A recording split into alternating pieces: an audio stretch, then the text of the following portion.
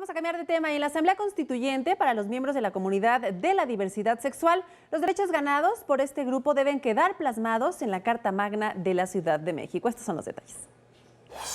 Organizaciones sociales y diputados constituyentes del PRD señalaron que ven en riesgo los derechos ganados por la comunidad LGBTTI en el terreno del matrimonio igualitario.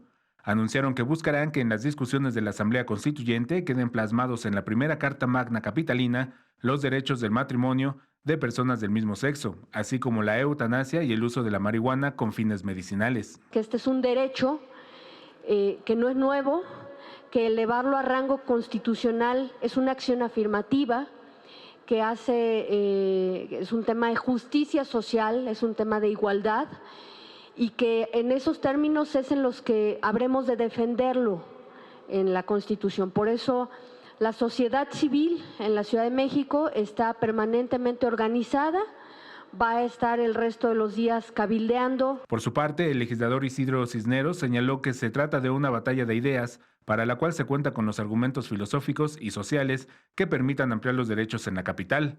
Señaló que esta oportunidad de tener una nueva constitución debe servir como ejemplo a otras entidades. Creemos que esta constitución política de la Ciudad de México debe distinguirse de otras constituciones locales y eventualmente inspirar transformaciones a la Constitución Federal en temas importantísimos para los grupos que son minoría en nuestro país. Los legisladores y los activistas señalaron que no permitirán retrocesos y que se trata de derechos básicos que deben ser consolidados en la Ciudad de México. Con imágenes de Liber Rodríguez, Alberto Álvarez Santana, 21 Noticias.